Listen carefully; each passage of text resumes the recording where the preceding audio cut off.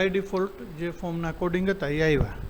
હવે આપણે આમાં એડ કરવું છે કે મોબાઈલ નંબર એડ કરવો છે. નેમ, મેલ આઈડી, સબ્જેક્ટ ને મેસેજ જે બાય ડિફોલ્ટ હોય એ તો ડાયરેક્ટ કોડિંગ આવી ગયા. પણ આપણે નેમ એડ કરવું તો આને સિલેક્ટ કરવાનું અને કોપી કરું છું કંટ્રોલ C થી, નીચે પેસ્ટ કરું છું કંટ્રોલ V થી, એટલે નીચે એને ફિલ્ડ સહિત કોડિંગ આવી ગયા. હવે અહીં નેમ લખ્યું છે એ કાઢી અને અહીંયા નંબર લખી નાખું છું.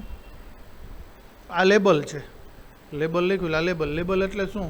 તો અહીંયા નંબર લખેલા આવશે. જેમ કે અહીંયા યોર નેમ લખ્યું હતું એમ યોર નંબર અહીં નીચે બોક્સ બનશે નવું એમ, બરાબર. પણ એ બોક્સ બનશે એટલે નંબર અહીં લખેલું આવશે. નીચે જે આ બોક્સ છે ખાલી બોક્સ એ કેનાથી બને છે? આનાથી, ટેક્સ્ટ બોક્સથી. આ ટેક્સ્ટ સ્ટાર લખ્યું છે એનાથી.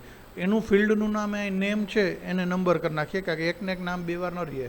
ઉપર નેમ આપ્યું છે તો અહીંયા નીચે એનું નામ નવું કરી નાખીએ. નંબર અથવા મોબાઈલ નંબર કંઈ પણ રાખીશ કે નંબર, બરાબર છે. અને બાકી જે છે એને એમને રહેવા દેવાની વસ્તુને.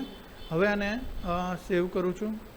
નામ તમારે અહીં જે આપવું એ આપી શકો છો. આનું ટાઇટલ હું માની લ્યો કે GCC લખી નાખું, જસ્ટ એમને એમ જ સેવ કરી દઉં છું એટલે આ સેવ થઈ ગયો.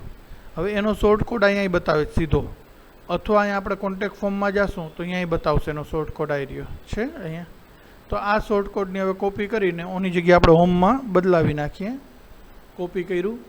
હવે અહીંયા પેજમાં વયા ગયા.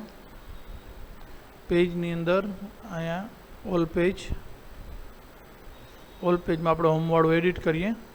અહીંયા ઓલું ડિફોલ્ટવાળું જે લખ્યા હતો કોડ એ કાઢી અને આપણા GCC ફોર્મવાળો પેસ્ટ કરી દઈએ અને સેવ કરી દઈએ, બરાબર છે. જોશું તો એમાં નંબર એડ થઈ ગયો હશે. રિફ્રેશ આપીશું આને ફરીથી તો અહીંયા નેમ નંબર એડ થઈ ગયો, બરાબર. આ રીતે જે ફિલ્ડ એડ કરવા હોય તમે કરી શકશો. આજે આપણે કોન્ટેક્ટ ફોર્મ શીખ્યા. ક્લિયર? સમજાઈ ગયું? હવે હું આજે આટલું રાખું છું.